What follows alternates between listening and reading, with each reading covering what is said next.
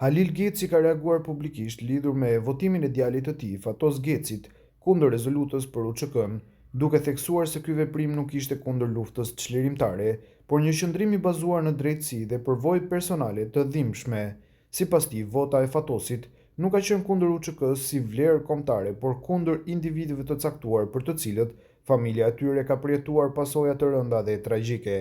Në reagimin e tij në Facebook, Geci thekson se qëndrimi lidhet drejt për drejt me çështjen e komunikatës numër 59 dhe me proceset gjyqësore në Hag, duke rikujtuar humbjet e rënda që familja dhe rrjethi i tyre kanë përjetuar ndër vite, transmeton Bota Sot. Në vijim, reagimi i plot. Votimi i Fatosit nuk ishte kundër UÇK-s, por qëndrim për drejtësi. Reagimi mbi rezolutën dhe qëndrimin personal i Fatosit përballë dhimbjes dhe humbjeve që ai veti ka përjetuar, është i qelluar dhe i bazuar në përvojë të drejtë për drejtë.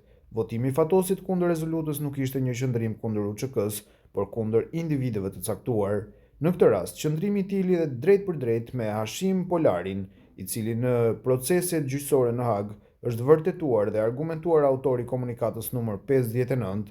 Kjo komunikat ka rezultuar me pasoja të rënda dhe tragjike për familjen tonë. Si pasojë e kësaj komunikate u vran 2 shokët tanë, Bekim Kastrati dhe Besim Dajaku, si dhe u plagosën 2 vëllezërit tanë.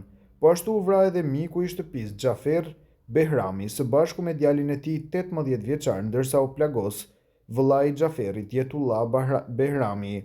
Gjithashtu u vra edhe shoku ynë i pandashëm Haki Meri. Këto janë plagë të hapura për familjet tona dhe për rrethin shoqëror, të cilat i kemi përjetuar drejt për drejt dhimbjet e thella.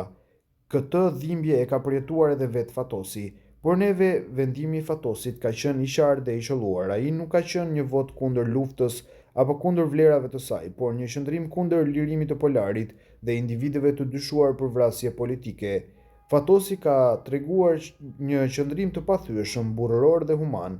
Ai nuk ka zgjedhur servilizmin, por ka qëndruar në anën e drejtësisë që kërkon zgjidhjen së vërtetës. Ata që e kritikojnë sipas nesh nuk e kanë përjetuar dhimbjen e humbjeve, ashtu siç e kemi përjetuar ne, familjet tona dhe miqtë tanë. Ne besojmë se drejtësia duhet të vihet mbi çdo emër dhe mbi çdo post. Dhimbja nuk harrohet, por kërkon përgjigje dhe najherë përgjigje kërkon edhe populli.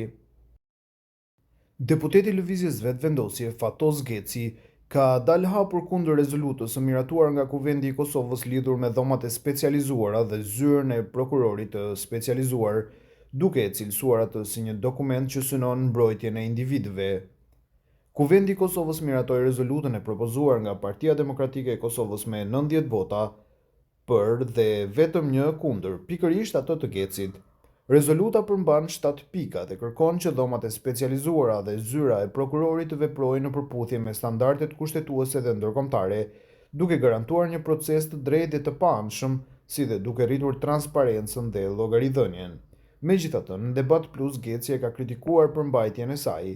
Në tërësi jam kundër krerëve jo të UÇK-s, por të individëve dhe jam shumë krenar për veprimin që e bëra. Teksti flet për mbrojtjen e individëve të cilët janë në Hag, në gjykatën speciale, ka thënë ndër të tjera Geci.